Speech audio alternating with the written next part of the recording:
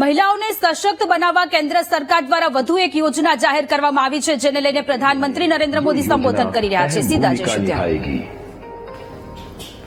आपका बहुत बहुत आभार माननीय प्रधानमंत्री जी। महिलाओं के सशक्तिकरण में एक नए युग का आह्वान है LIC की बीमा सखी योजना। वित्तीय समावेशन और वित्तीय साक्षरता के माध्यम से सामाजिक आर्थिक परिवर्तन की अग्रदूत बनेंगी ये बीमा सखियां। अगले 3 वर्षों में 2 लाख से अधिक बीमा सखियों को नामांकित करने का लक्ष्य है और आज की तारीख में 25,000 महिलाएं तैयार हैं बीमा सखी बनने के लिए। इनमें से कुछ बीमा सखियों को नियुक्ति प्रमाण पत्र प्रदान करने के लिए मैं माननीय प्रधानमंत्री जी से आदरपूर्वक निवेदन करती हूं। सबसे पहले मंच पर ये नियुक्ति पत्र प्राप्त करने के लिए आ रही हैं अनीता। आप बेंगलुरु से हैं, 10वीं पास हैं और बीमा सखी बनकर अपना करियर बनाना चाहती हैं।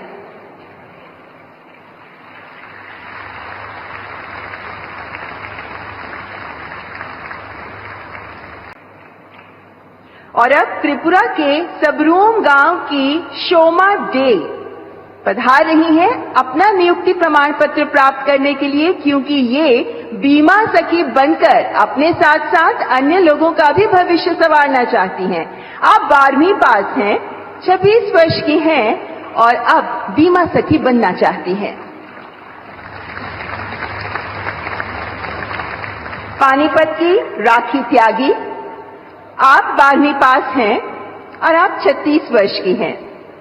12वीं पास के बाद अब आप बीमा सखी का प्रशिक्षण लेकर बीमा सखी बनकर ही अपना और अन्य लोगों का भविष्य संवारना चाहती हैं। अपने सुविधानुसार काम जो कर सकती हैं आप, जब कहीं भी कभी भी बीमा एजेंट के तौर पर काम करते हुए। और अब सायदा मंच पर पधारते हुए गांव नंगोला अमीपुर, ब्लॉक भोजपुर, गाजियाबाद से हैं आप ग्रेजुएट हैं, 33 वर्ष की हैं और अब आप बीमा सखी बनना चाहती हैं। 3 साल तक प्रति माह भत्ता मिलेगा, जिसके बाद आप अपने बल पर आत्मनिर्भर बन पाएंगी। संगीता कुमारी, हिमाचल प्रदेश के किन्नौर से हैं आप। 12वीं पास हैं आप और आप 26 वर्ष की हैं। तो देश के कोने कोने से महिलाएं आगे आ रही हैं बीमा सखी बनने के लिए। आपका बहुत बहुत धन्यवाद माननीय प्रधानमंत्री जी, और आप सभी बीमा सखियों को इस नियुक्ति प्रमाण पत्र के साथ सफल भविष्य के लिए ढेरों शुभकामनाएं। देवी और सज्जनों, देश की बेटियां सपनों से सजी हैं। हर कदम में शक्ति, हर कदम में ज्योति है और देश की आधी आबादी को बंदिशों की दीवारें गिराकर, हर चुनौती को नकार कर आत्मविश्वास से आगे बढ़ने का हौसला देने वाले देश के सिरमौर माननीय प्रधानमंत्री जी के ओजस्वी नेतृत्व में अपनी अथाह शक्ति और समर्पण से नारीत्व को बुलंद करती देश की बेटियां गढ़ रही हैं नित नए प्रतिमान। महिलाओं के नेतृत्व में विकास, इस अवधारणा को वास्तविकता के धरातल पर मूर्त रूप में साकार करने को प्रतिबद्ध माननीय प्रधानमंत्री जी, आपसे करबद्ध आग्रह करती हूं कि आज के इस सुअवसर पर कृपया अपने उद्बोधन से हमें मार्गदर्शन प्रदान करें। देवी और सज्जनों, प्रधानमंत्री श्री नरेंद्र मोदी।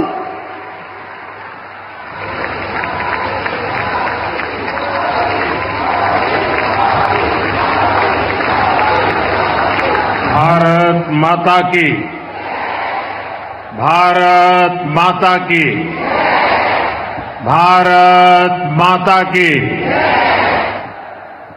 हरि के ठिकाने हरियाणा के सारे भाण भैया ने राम राम। हरियाणा के राज्यपाल बंडारू दत्तात्रेय जी, यहां के लोकप्रिय और ऊर्जावान मुख्यमंत्री श्रीमान नायब सिंह जी, केंद्रीय मंत्रिमंडल के मेरे सहयोगी निर्मला सीतारमण जी और यहीं के संतान और यहीं के सांसद पूर्व मुख्यमंत्री और सरकार में मेरे साथी श्री मनोहर लाल जी, श्री कृष्णपाल जी, हरियाणा सरकार में मंत्री श्रुति जी, आरती जी, सांसदगण, विधायकगण, देश के अनेकों एलआईसी केंद्रों से जुड़े हुए सभी साथी और प्यारे भाई और बहनों, आज महिला सशक्तिकरण की दिशा में भारत एक और मजबूत कदम उठा रहा है। आज का दिन और भी वजहों से विशेष है। आज 9 तारीख है। शास्त्रों में 9 अंक को बहुत शुभ माना जाता है। 9 अंक 9 दुर्गा की 9 शक्तियों से जुड़ा है। हम सब साल में नवरात्र के 9 दिन शक्ति की उपासना करते हैं। आज का दिन भी नारी शक्ति की उपासना जैसा ही है।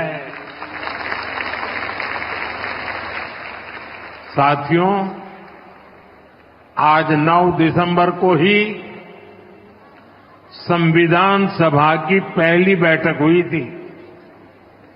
ऐसे समय में जब देश संविधान के 75 वर्ष का महोत्सव मना रहा है, 9 दिसंबर की ये तारीख हमें समानता की, विकास को सर्वस्पर्शी बनाने की प्रेरणा देती है। साथियों, विश्व को नीति और धर्म का ज्ञान देने वाली महान धरती पर आज के दिन आना और भी सुखद है। इस समय कुरुक्षेत्र में अंतर्राष्ट्रीय गीता जयंती महोत्सव भी चल रहा है। मैं गीता की इस धरती को प्रणाम करता हूं, नमन करता हूं। मैं पूरे हरियाणा को, यहां के देशभक्त लोगों को राम राम करता हूं। हरियाणा ने एक है तो सेफ है इस मंत्र को जिस तरह अपनाया, वो पूरे देश के लिए उदाहरण बना है। साथियों, हरियाणा से मेरा रिश्ता, मेरा लगाव किसी से छिपा नहीं है। आप सभी ने हम सभी को इतना आशीर्वाद दिया। लगातार तीसरी बार हरियाणा में भाजपा सरकार बनाई। इसके लिए मैं हरियाणा के हर परिवारजन का वंदन करता हूं। सैनी जी की नई सरकार को अभी कुछ हफ्ते ही हुए हैं वैसे तो, और उनकी प्रशंसा पूरे देश में हो रही है। सरकार बनने के तुरंत बाद जिस तरह यहां बिना खर्ची, बिना पर्ची के हजारों नौजवानों को पक्की नौकरियां मिली हैं, वो देश ने देखा है। अब यहां डबल इंजन की सरकार डबल रफ्तार से काम कर रही है। साथियों, चुनाव के दौरान आप सभी माताओं बहनों ने नारा दिया था, महारा हरियाणा, नॉन स्टॉप हरियाणा। उस नारे को हम सभी ने अपना संकल्प बना दिया है। उसी संकल्प के साथ आज आप सबके दर्शन करने के लिए आया हूं और मैं देख रहा हूं जहां मेरी नजर पहुंच रही है, माताएं बहनें इतनी बड़ी तादाद में। साथियों, अब यहां देश की बहनों बेटियों को रोजगार देने वाली बीमा सखी योजना की शुरुआत की गई है। बेटियों को अभी यहां बीमा सखी के प्रमाण पत्र दिए गए हैं। मैं देश की सभी बहनों को बहुत बहुत बधाई देता हूं। साथियों, कुछ साल पहले मुझे यहां पानीपत से बेटी बचाओ बेटी पढ़ाओ अभियान शुरू करने का सौभाग्य मिला था। इसका सकारात्मक प्रभाव हरियाणा के साथ साथ पूरे देश में हुआ। अकेले हरियाणा में ही बीते दशक में हजारों बेटियों का जीवन बचा है।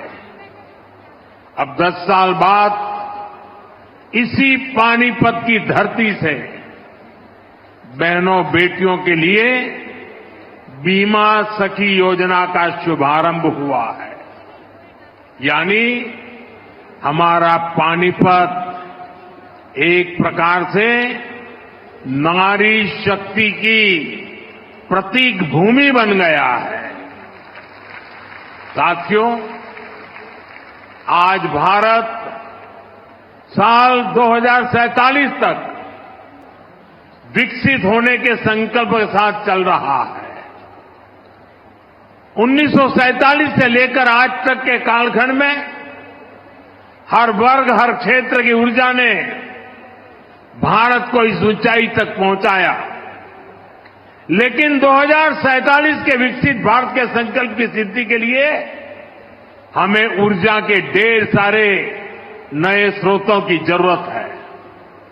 ऊर्जा का ऐसा ही एक स्रोत हमारा पूर्वी भारत है, हमारे भारत का नॉर्थ ईस्ट है, और ऊर्जा का ऐसा ही महत्वपूर्ण स्रोत है हमारे देश की नारी शक्ति, भारत की नारी शक्ति।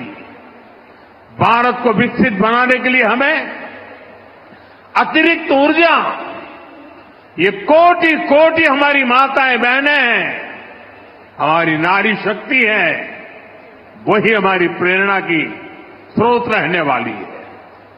आज जो ये महिला सेल्फ हेल्प ग्रुप है, बीमा सखी है, बैंक सखी है, कृषि सखी है, ये विकसित भारत का बहुत बड़ा आधार स्तंभ बनेगी। साथियों, नारी को सशक्त करने के लिए बहुत आवश्यक है कि उन्हें आगे बढ़ने के खूब अवसर मिले, उनके सामने से हर बाधा हटे। जब नारी को आगे बढ़ने का अवसर मिलता है तो वो देश के सामने अवसरों के नए द्वार खोल देती है।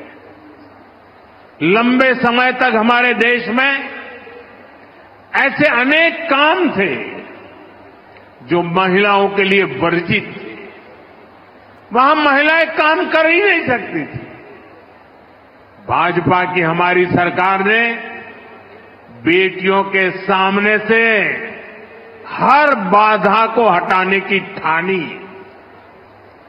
आज आप देखिए, सेना के अग्रिम मोर्चों में बेटियों की तैनाती हो रही है। हमारी बेटियां अब बड़ी संख्या में फाइटर पायलट बन रही है। आज पुलिस में भी बड़ी संख्या में बेटियों की भर्ती हो रही है। आज बड़ी बड़ी कंपनियों को और उसकी कमान हमारी बेटियां संभाल रही है। देश में किसानों के, पशुपालकों के 1200 ऐसे उत्पादक संघ या सहकारी समितियां हैं जिनका नेतृत्व महिलाएं कर रही है। खेल का मैदान हो या पढ़ाई का, बेटियां हर क्षेत्र में बहुत आगे चल रही है। गर्भवती महिलाओं की छुट्टी को बढ़ाकर 26 हफ्ते करने का भी लाभ लाखों बेटियों को मिला है। साथियों, कई बार जब हम किसी खिलाड़ी को मेडल पाकर गर्व से घूमते देखते हैं तो ये भूल जाते हैं कि उस मेडल को पाने के लिए उस खिलाड़ी ने, उस बेटी ने बरसों तक कितनी मेहनत की है। कोई एवरेस्ट पर तिरंगे के साथ फोटो खिंचवाता है तो उस खुशी में हम ये भूल जाते हैं कि वो व्यक्ति कितने वर्षों के संघर्षों के बाद एवरेस्ट की ऊंचाई पर पहुंचा है। आज यहां जिस बीमा सखी कार्यक्रम की शुरुआत हो रही है उसकी नींव में भी बरसों की मेहनत है, बरसों की तपस्या है। आजादी के 60-65 सालों बाद भी अधिकतर महिलाओं के पास बैंक खाते नहीं थे, यानी पूरी बैंकिंग व्यवस्था से ही महिलाएं कटी हुई थी। इसलिए हमारी सरकार ने सबसे पहले माताओं बहनों के जनधन बैंक खाते खुलवाए।